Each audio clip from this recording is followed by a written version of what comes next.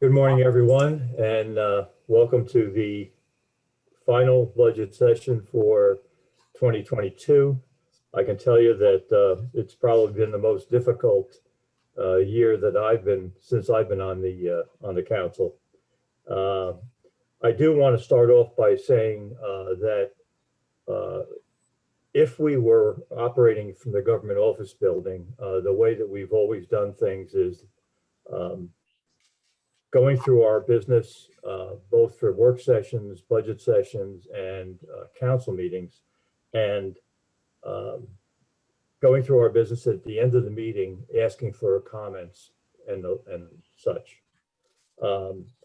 We haven't been doing that, and to be honest, in a lot of cases, using the chat as we were, it was very distracting to the council.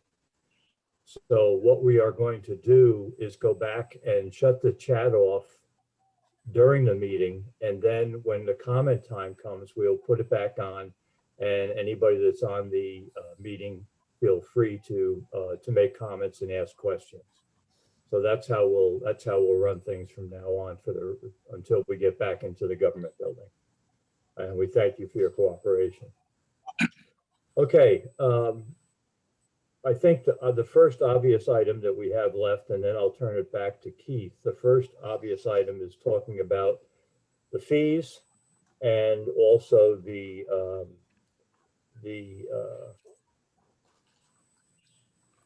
money that we're looking at spending this year for the software package. And the only reason I say that is because that would impact some of the decisions maybe we make for next year. So I had discussed with Julia yesterday a thought that I had to help this out because, as you all know, I had some questions and concerns about the software package, and specifically one of the areas that I was interested in was the use of the water and sewer funds, the surplus to offset some of the costs for the software. And we had a discussion yesterday, and that issue has been resolved. And I thought we had another issue. One of the other suggestions that I had was, and again, this is my error, and I apologize to Julia for my interpretation, but I had listed on my notes under HCCD 1 head count. And my recommendation was going to be until the software got up and running to remove that head count. However, that is the AmeriCorps funded position. So that doesn't make any sense at all. We couldn't do that. So that piece of my recommendation would be out.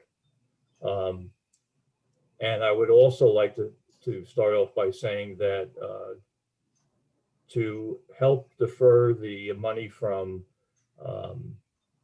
using the money in the water and sewer surplus, the council has the opportunity to, based on this year's current spending, to contribute $3,000 to without affecting our budget this year. For the balance of the year, we can still do everything we want.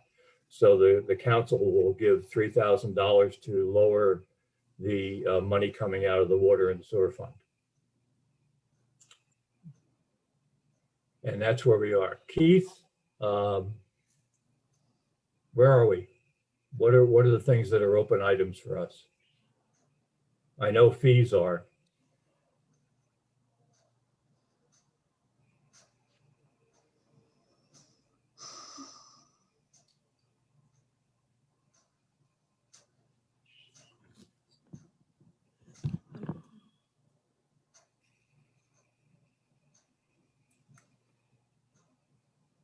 These top 10 items here, row 3 through 10, were our items that were the plus and minus that we were tracking.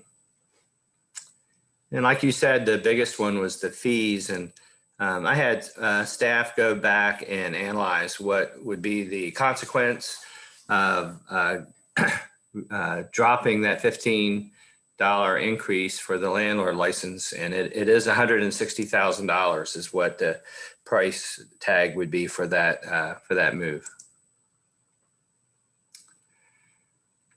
I also, Council President, I went through and looked how we supported it the last time. Could I walk you through that real quick and Sure. explain how the fees were supported previously? And Yeah, so I please. had a little worksheet. I went back and found the model that was used to a couple years ago when we first proposed the increase for $15. And it was more of a holistic approach that was based on the cost in each org's, the line items that are related to the landlord license process versus a per occurrence. I used the example of a per occurrence. It's hard to get the true labor cost. An example would be if you were a fire department and you had 2 fires in a week and it had 3 hours, is that the cost of the labor, or is it the cost of the 40 hours that everyone was working and was available to go fight the fire? So it is difficult to try to build up a true cost based on an occurrence basis. So this is a holistic approach where we've looked at the org. This is Ron's entire department, and he's taken each line item that relates to the landlord license processing, and this is the cost related to that. Finance, I had our staff go and they do the license processing and they do AR supervision, and that's the cost related to that. Procurement and information services and the attorney and HR have a share, and those are the costs for those related orgs. And then maintenance for Munis for accounts receivable, cash receipts, and licensing. So all that had a total cost of $882,000. The projected revenue related to the landlord licenses is $846,000. So revenue is over the the expenditures are under the revenues by $35,000. So that's how we supported the fee. I see. Questions from the council on that? April? Oh, wait a minute, Jack.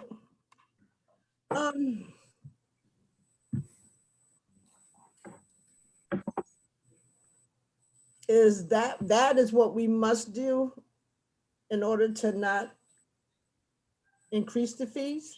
Is that what you're saying, Keith? Or that's just an example of what you did before? Or how will it work? What we've done is taken,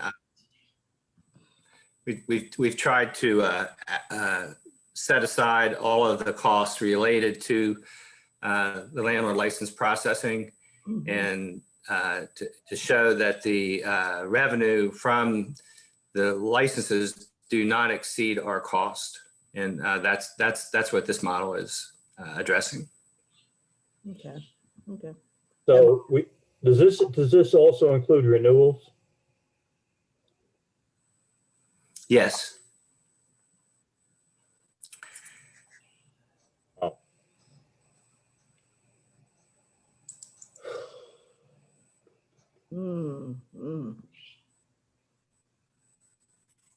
So we have a $36,000 shortfall, right? And Yep.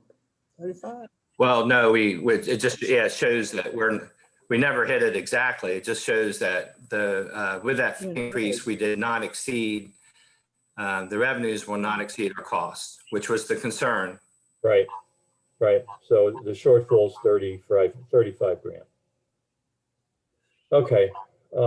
Yeah, that our costs are actually exceeding our revenues, but if we took away that $15, that $30,000 would turn into $190,000, because the $15 that we added brought another $160,000. It's included in the budget.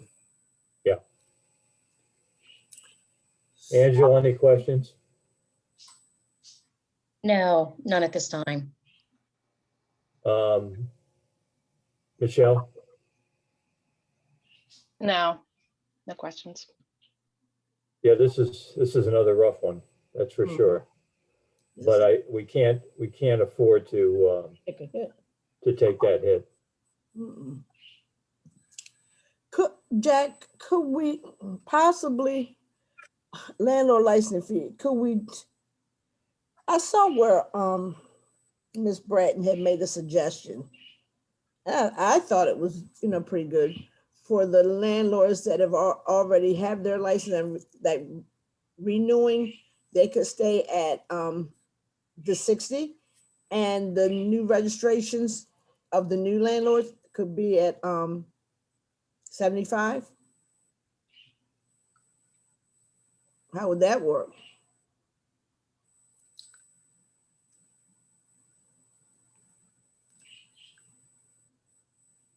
April, I don't have a number off the top of my head, but I would imagine that the majority of them are renewals. Ron, tell me if I'm wrong.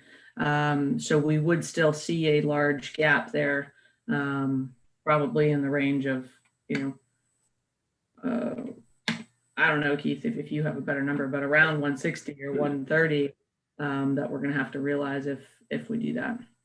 Yeah, okay. Yeah, the majority of the funding you see here, the additional revenue, is a direct result of renewals. I would say 90% of that is renewals. One of the other things that we should think about is that in discussions with Bill Garrett, they had done a manual sort of search, and they found that there are rental units that are not being charged yet because they have not fessed up. And this program that they're talking about will help us discover those issues. And in the brief thing, correct me if I'm wrong, Julia, but in the discussion that we had, I believe he said that they came up with around 23, was it 23,000? Yes, correct. And that's just scraping the surface, I think. Yeah, I think that's Intergos just, can enable us so to identify those outliers. I think what we're saying is, and what my approach would be, we've got to make ourselves whole this year. But if the program comes through and generates where we're in a positive state, then maybe we could reduce these fees at a future time, because the people who are supposed to be paying the fee will be paying the fee. That's one approach we could take. Let's cover our costs so we're not below. And if Bill is correct and the program is going to allow us to catch these people that are skirting the fee, and we generate more revenue, then we're not in the business to make money off of it. We're in the business of providing the service at a reasonable price. So I could support the fee increase, and then if the program does what it says it can do, then we can look at whenever the program proves out and we increase our revenue, we can look at reducing the fee. What does everybody think about that? I agree. Angela? Yeah, I think that's reasonable. Michelle?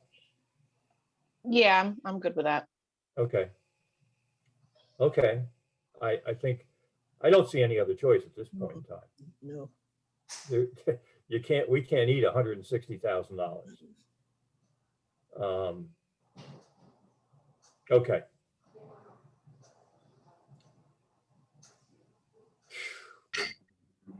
What's next, Keith? Just going from the top down to the bottom, the first line, we can get maybe a final answer on each item. We had agreed previously that we were going to pass on the internet that previously was provided by the volunteers and ask the chief to find that elsewhere in his budget. Yes, that's correct. The lift at Poplar Hill was determined to have a cost of $25,000. And we can choose to put that in or leave it out.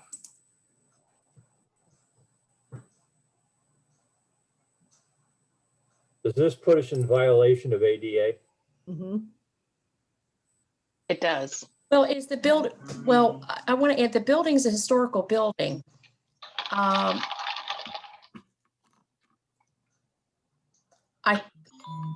I think it's, for the lack of better terms,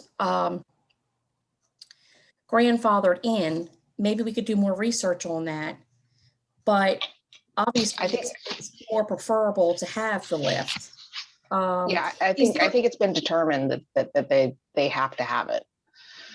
Or they're going to be required to have some sort of accessible entry. Is there any grant or anything that could help with that we know of? We've been, Angela, this is Andy, we've been exploring this for a couple years now. It's not the highest priority. I think they've gone through MHT or some other potential providers. We keep striking out. So we have 20,000 in an account right now, but it's only covers about half of it. So we can continue to wait, or we can pull the trigger and move forward. So I guess, again, it's up to you all. If you want us to keep exploring, or if we want to fund it, we can also fund it and keep exploring. And if we find something, we could use the grant money first. Can I just ask a question relative to, and speaking with Sarah a while back, there was initially a ramp that was proposed, and that was rejected by the Historical Commission. Mhm. Can we go back to the Historical Commission and ask them to reconsider? When I talked to Sarah, they had initially tried to get the approval for the lift. The lift was rejected. They tried to do the ramp. The ramp was rejected, and they were told to do the lift instead. So there seems to be some confusion as to what is allowed and isn't allowed. Well, But I'm just wondering with, yeah, the Historical Commission is accountable for the fulfillment of the laws as well. So they Right. can't say that both are not, and right. to That's the me- thing. I think what happened was is they changed it. They went through the process. I think Poplar Hill had gone through the process of getting the plans for the ramp, and then they had they took it to the historical folks, and the historical folks said, well, we prefer you do a lift after they had initially rejected the lift idea. So Yeah, that makes no sense, but anyway. yeah, it makes no sense. Yeah, Well, we couldn't understand it either. Right. well, I think for clarification point, it's a difference of $25,000 clarification. Yeah. How much, I mean, I want precise clarification. I think the lift is fantastic. We need it, or some accessibility, or some method of accessibility. There's no doubt. But I think with not knowing, at one time, I also had a conversation with Sarah, and there was in that conversation, it was some wiggle room in regards to the building being not requiring it, because it is an historical building. Now, with all of these other factors, I mean, who knows? But I'd rather have a concrete answer. What about volunteers from the community to build a ramp? It has to meet like certain specifications. So I'm Yeah, not sure. Yeah, we They're could, very, very particular. yeah, we in the Rotary Club, we had built many ramps, and they know, and we could probably do that. But let me ask another question. do we not also have money? We don't have enough money to do the lift, but don't we have some money to do the lift that was left over from the original project? Because the money was then used for something else. Yeah, Am I right? yes, Jack, we put, I think it was $40,000 originally to do, I think it was bathroom or kitchen upgrades and the lift. We spent 20 on the remodel inside was a little bit more expensive. We had 20, which we thought would cover the ramp. And now the lift, we've gotten 2 quotes back. One is, I think, 36,000 and one is 45,000. We could always go with their lower one, but I don't know the difference between the two right off the top of my head. And I don't know the limiting factors on, but the 45 was the one that was recommended from our field operations team. So we've got both quote sheets. We can look at them. But yeah, we do have about half the money left. So I would like to see, I think there's enough questions. If we can go back to the historical and have her appeal the ramp. Because even if we got a portable ramp, Yeah, but that's not, no. that's not, I don't like them because they're It's not not that safe. I Not don't to think. mention, it has to be incredibly, so in the process of trying to get a ramp built, it has to be a foot long for every inch drop. Mhm. And both entrances are so far off the ground, the ramp would have to be incredibly long. Well, we also do it though, Michelle, we also do it where we've changed direction several times. So Right, you can compact it. yeah, There are ways to do that. yeah, But well, I that's, think, yeah. let me make a proposal. The proposal I say is do not put it in the budget. If we don't get the right answers from the Historical Historical Commission. Society, then bring it to us and we'll consider a budget amendment next year. Does that make sense? We're gonna have to do it at some point. Jack, can I ask a question? Sure. Have we asked American Disability Act? Have we researched and seen what they would require us to have? And then we would go to the Historical Society? Well, having been involved with these when I was at Lower Shore Enterprise, quite a few of them,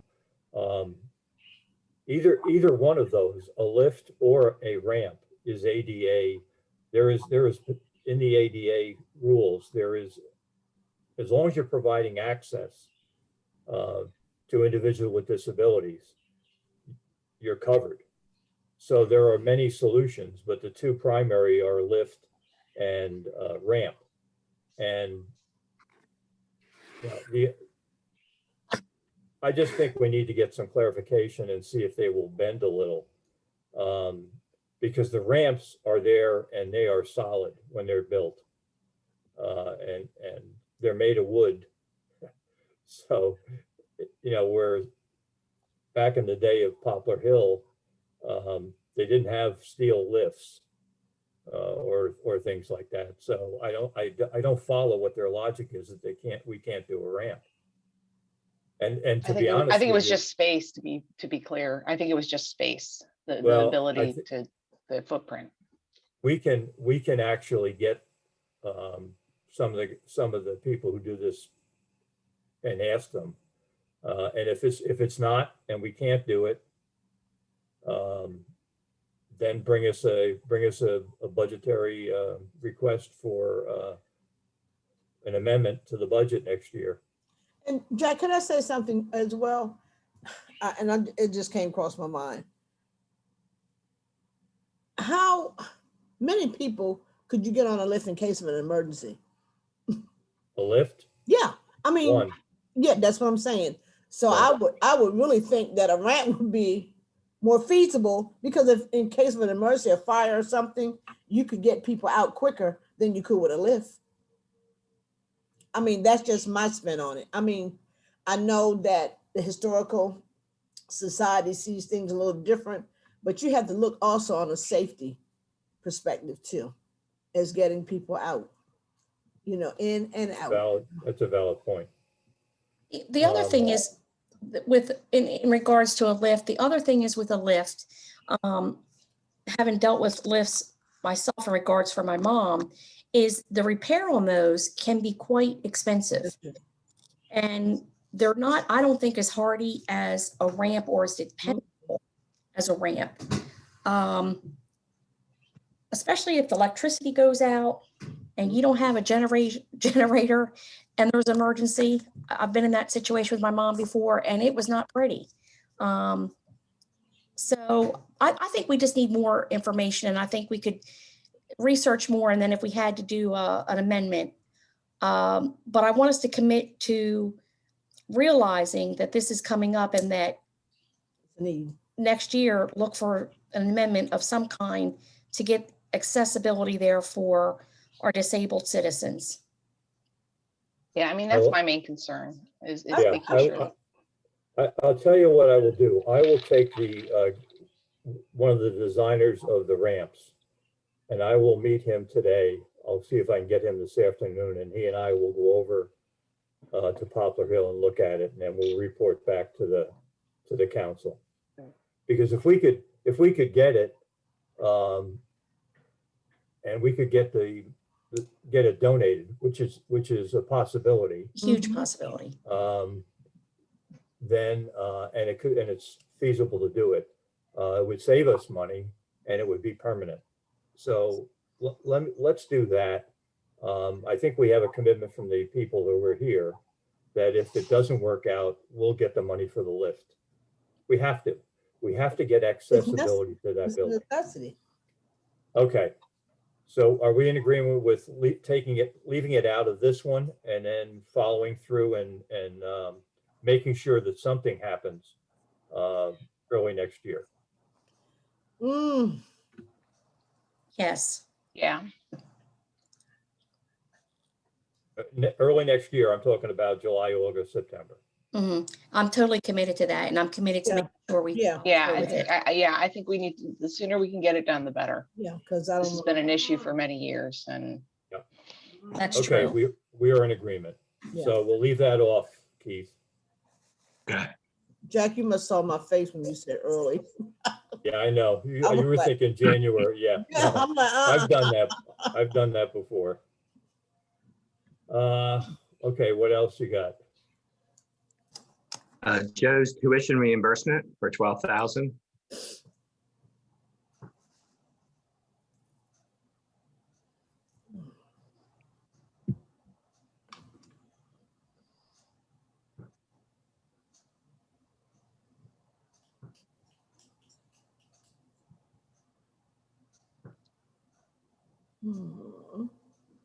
Keith, yesterday when we were talking, didn't we find room for this? Am I making that up? So the current the current status is we at the mayor's level we had a use of surplus of $2,475,077, and you can see the sum of all of the adjustments. We've increased revenues with the adjustments that are proposed at the council level by 56. We've reduced expenditures. We have a 69,500. And I'm keeping that right up here as we go so we don't have to scroll down each time. So with that in the 12,000 so far, we've improved the use of surplus by 69,500.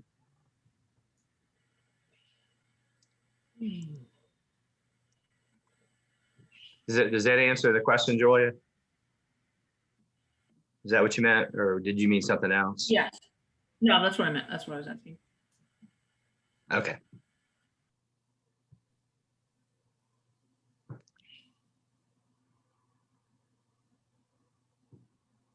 I have a question in regards to tuition reimbursement.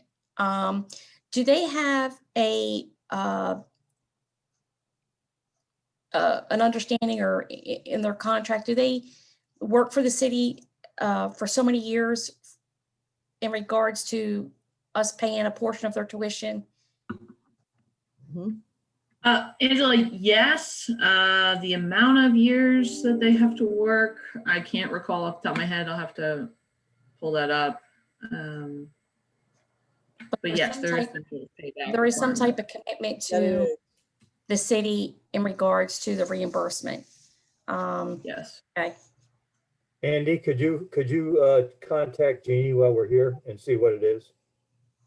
Sure, I'll take care of that right now. And then we'll come back to it.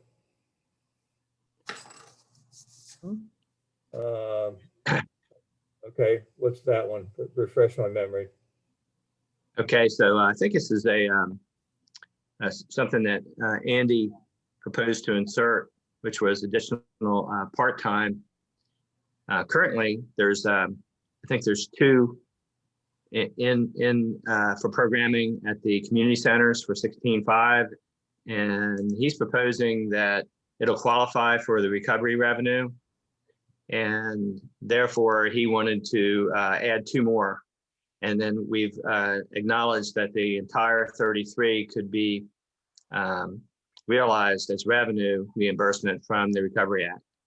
And that's what these 2 lines represent if we leave them in. Yeah, Keith, if I could just Okay. clarify, it was originally one part-time person. We've increased that to 2 part-time folks as we're understanding the needs. We're going to have at Newton and Truett for evening programming and weekend programming. But as we were reviewing the guidelines that came out from the American Rescue Act, we realized that youth programming qualified for a use. So we that's a took that wash. off the books. Yep. Okay, fine. Yeah. Okay. Yeah. And what? That So one. we'll get to that. I'm bolding them as we make decisions, just so we know what we've done and what we haven't. If everybody's good with that, I'll leave them in. Yep. And it was Yep. actually, it brought us 16.5 to the good, because not only are we paying for the 16.5 we're adding, we're paying for what was already in the budget. And Gotcha. so we have our revenue exceeded our expenditure. The next line we visited before, I think we decided no to the deputy fire inspector new position. Yes. Right. We So did that. We pulled that out last time. Gotcha. Now, all the remaining lines we addressed previously. I can walk you back through any of them or all of them if you would like.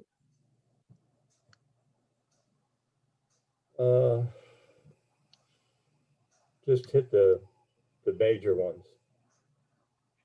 Yeah, well, they were this is the career ladder and market adjustments that the administration wanted to do a complete overhaul and make sure every position to be below the new minimum wage.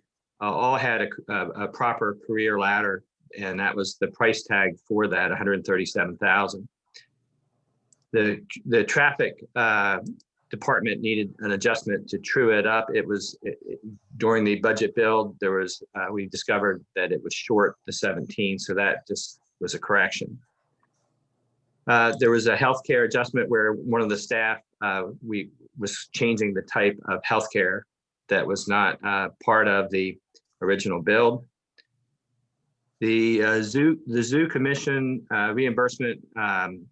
As you all know, there was some reorganization. We've accepted some of the revenue and we've accepted some of the expenditures, and based on a schedule, these are the results of that. The fire department could not commit to making a reimbursement of $53,607, but we are hoping to recover those funds. So we inserted an offset, hoping that we can support reimbursement under the Recovery Act. We determined that after we prepared the mayor level budget, that we can use the recovery funds for the virtual server because it gains access to broadband. So we were able to add $57,000 of revenue. I mentioned previously, there is a credit that is occurring, and I had promised that I would identify how long that credit is going for to council president. And we determined it goes until 29. So there's another 8 years of that credit coming to us. Good. So this is helping reduce the retirement cost. And council president, you kept mentioning that the retirement looks expensive, so this makes it less expensive. Okay. The next line is where we cut the surface maintenance by 44,754.70. That was at one time a plug figure to that we were working with to try to keep the total adjustments from going negative, where that our expenses were actually being added. At this time, we could choose to add some of that back. I don't know if the administration wants to comment on that at this time, or whether you want to just leave it like it is. Do you have any recommendations, Julia? Sorry, say that again, Keith. The Remember, putting we back- were using this this account for surface maintenance to balance to zero. Currently, based on our current adjustments, we're actually 69,500, where we've reduced the use of surplus, so we're to the good of 69.5. But we did it on the backs of reducing our surface maintenance that we originally had passed at the mayor's level. For example, if I put that back to where it used to be, that would come to 24,745. Right. We certainly can, and Will and Amanda would certainly be appreciative, and our constituents would be, I think, as well. But you know, it's I guess a council decision at this point. You know, we could do that and include keep Joe's tuition in there and call it a day, I think. Yeah, that makes sense to me. I do have one other question though, Keith. Yes. The commission, my understanding, is that the Zoo Commission will keep generating and donating funds to us as they have in the past. My question is, how does those donations match up this year with our previous years? Probably low. I'll let Andy take the lead. Just this is the schedule that Andy had prepared that shows that this is the 115 additional revenue where we're receiving these revenues that used to be received by the Zoo Commission. Right. We reduced, this is what we had at the mayor level calculated to be our reimbursement. Now we're using some of these revenues instead. And the part-time went from 179 to 93,000. And then the expenditures, we picked up some of the expenditures that are going to be funded by some of those reimbursements. So we're picking up 90,000 of these expenditures here. And these are the adjustments that you saw posted to the worksheet. Yeah, and I understand that, but the way this was supposed to work out is we took over, so the employees are working from us. They were paying them. They are still going to pay it in the form of a donation back to us. And some of the grant money that they have that they get and use, that's because they're a 501c3. And then they still, my understanding was that they still have donations that exceed the personnel costs. Andy, is that not correct? They get donations that I believe exceed the personnel costs when you wrap in all of the grant money. I'd have to look at the exact breakdown of the revenues. I just want to make sure, Jack, I'm understanding your question exactly correctly. The question is that when we agreed to take the costs, they had paid for some of those costs, if not all. And it was like the education person et cetera. And they were going to pay us through the donations. So there's a revenue piece that's associated with that. But there were other funds that they gave to us, my understanding, that were not personnel costs, but reduced our costs in the zoo. If that's the case, my suggestion is that maybe the zoo revenue is understated. But again, maybe it's the best way to do it because that's not guaranteed money, Right. you know? It's, Mhm. it's like, it's just an upside, I think is what I'm trying to say. Okay, There's yeah, there's an unqualified upside to this. correct, yes. The revenues that got shifted over from the Zoo Commission included programming and event revenue. So anytime we ran a program in who we ran the program for, like the Board of Education, they would compensate us. Concession stand, gift shop, and then gate. Those are your real big three Yeah, revenue. We would be collecting all of that revenue. So that's basically everything in the red. And then you have some Right. zoo memberships. But the Zoo Commission retains some large philanthropic endowments that they continue to get contributions from and annual appeals, and then several grants. So that's the money that they would transfer over in that 93,000. So I think we're saying the same thing, but there's a way that they could still make more money if they got more in the grant or if they got a higher annual Right. appeals so they don't have to give us everything. So the goal would be to break even, or if our programs are more successful, if we had a better gate, et cetera, we would be in the positive potentially. gotcha. The goal is just to That's never fine. be in the negative. Okay. Yeah, you can't bank on that. Right. I'm just saying there is a potential upside to it. There is. Okay, I think that covers, let me just look. Jack, I have got answers on tuition for all of you. Okay, So I reread it, and Keith, we can actually cut that reimbursement in half. We limit the number of classes that we reimburse for, a maximum of 4 a year, with 75% reimbursed. So Keith, you can change that to 68.85, and we require at least a year of employment after currently. okay. I think we're done. Any questions from, or comments from the council? Angela? Okay, I just want to make clear, because sometimes I have trouble hearing on the Zoom, so bear with me.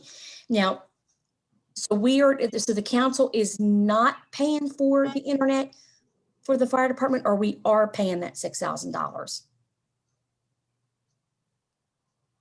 It has it listed as we're paying it, Okay, I just wanted to make sure.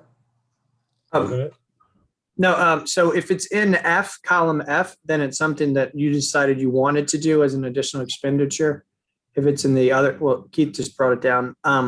Right now, it's just a possibility. It is not in there as paying for it. I can make a recommendation, since we just cut $6,000 Yeah. off of Joe's tuition. We could. Yeah, Yeah, I was let's just move making that. sure that we were, strongly considering that. Good Okay. catch, good catch. Good job, Angela. So you can move that over and we'll pay. So if Keith, you following us? I think he's frozen. You can move it. Yeah, to yet. put it in the F file, or in the F line or whatever. Column, yeah. Watch it, Angela. I'm tired. Uh-huh.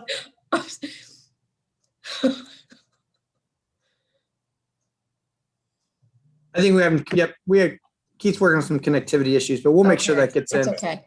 Yeah, make sure it's in there. Any other questions from the council? April? No, everything's okay. Angela?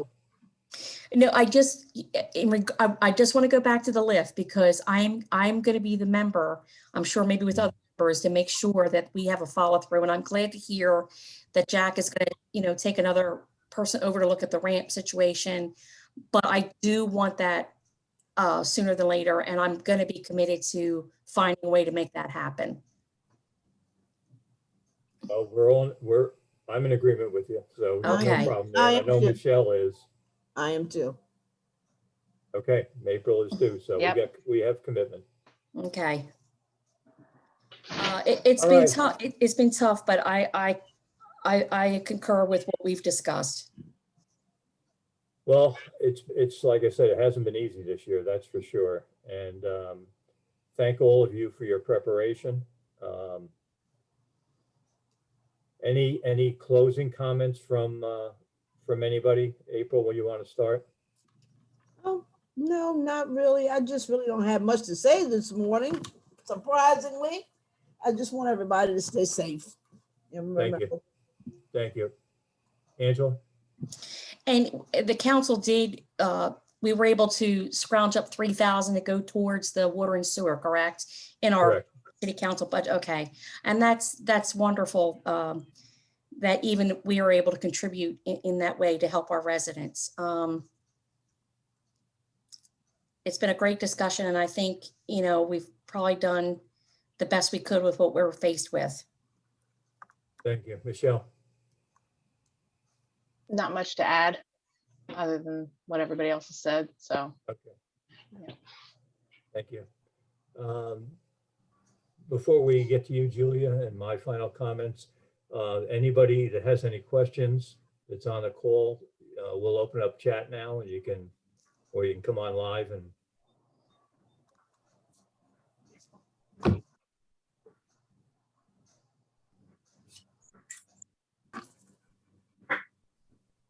Good morning.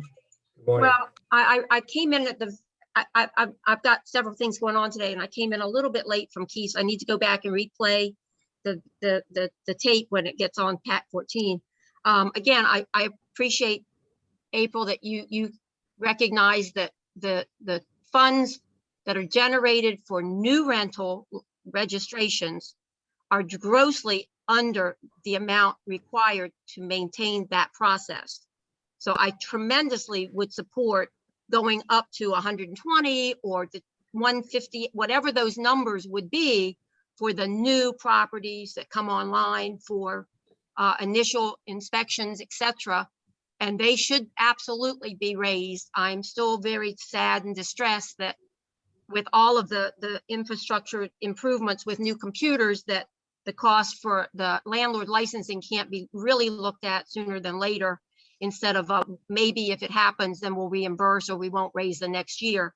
I would, so again, I'm very angry. I'm not angry with you guys, but I'm just very concerned that little bit of money, and it might only be $1 and a little bit per plot property, but it collectively becomes an issue in the long run. I would like to ask a couple other things, just an awareness factor for you guys. I have noticed that several people are selling landlord properties. They are selling things. I believe somewhere in the budget process years ago, there was the stipulation that if a property goes from a rental to a private owner, that there's some compensation for city taxes for a number of years.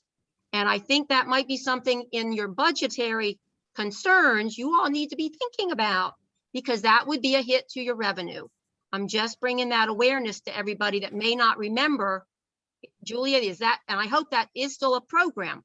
I do. And I hope maybe there are some other programs like Live Where You Work or first responder incentives or something else that might even encourage more home ownership. There's nothing wrong with that, but it's going to be a hit to your budgets, because those will be incomes that you won't be getting, that you may be kind of contemplating on getting.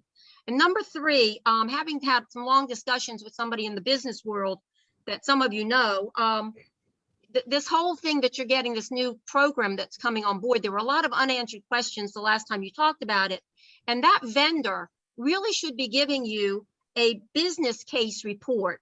And in that business case, you should be getting something dealing with the cost, the time, the ultimate revenue and return, the internal rate of return, and your net value. And that seems to be a document that you have not gotten from that vendor. It's called, and it has a name, it's called a business case.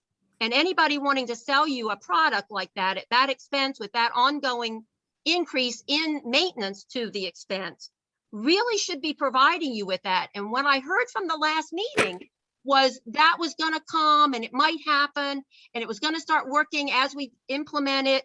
Those things should have already been presented in their initial presentation for buying that new program. It's called a business case. And you should already know what your net value and what your internal rate of return would be and how soon that would happen. And that would then trickle down into some of the charges and some of the maintenance and some of the personnel costs, dealing with collecting of revenues, collecting of water bills, collecting of rental license fees, renewals, finding the people that aren't already registered. God forbid, I know they probably are out there. I might be able to ride around and tell you the addresses. But at the same time, it's called a business case. And it's something that most businesses would expect to see before they made a purchase. And the city of Salisbury is a business, a huge business. You have a large revenue, a very large budget. And I think you are treating yourselves as businesses because you're trying to make good financial decisions with the money that you've been entrusted with. So with that, I will go be president of the Retired Teachers Group for one last time, I hope. And Andy, it's always good to see a JMB graduate. Love it. And I was there then, and I still go there sometimes. God bless you all for all you've done. We've made it through. Some have lost some, and some have lost only a few, and some have not lost anybody to death in this mess. But for those who have, my peace and my prayers. And for those who are still fighting it, and I'm still wearing a mask, I have workers in my house. And so I'm even wearing a mask, and God bless everybody. I'm sad that we couldn't do something with that landlord thing, and the numbers don't, I know you came up with the numbers, but the initial numbers didn't justify it. So that's just my closing comment. Thank you for letting me talk. Chat was closed. Bye, everybody. Thank you, Lynn. Appreciate it. Julia, final comments? Just thank you, everybody. You know, we, as Jackie, you often mention, we get better and better at putting the book together. Thanks to Keith and the entire finance team, and Becca and Chris. Becca did a huge lift putting it together, and I think it's one of our nicest budget books thus far. So we're going to be going after the GFOA award again on this budget. They've got some new requirements that we have to step up our game a little bit, but we'll be ready, right, Keith? You know, I know it was a tough budget. Appreciate all of the hard decisions you all had to make, but I think we're going to be in pretty good shape moving forward. So appreciate all of you. Thank you, Julia. Yeah, Keith, thank you and your staff, as we always say. Please thank them. The council has had a rough year this year, and I think we did the best we could with what we had. Yeah. Yeah. Thank you to all of you. I'll thank Muir in his absence. He's got his hands full today at work. But I want to thank him as well. Let's get through the rest of this. Hopefully we'll be meeting back in person soon.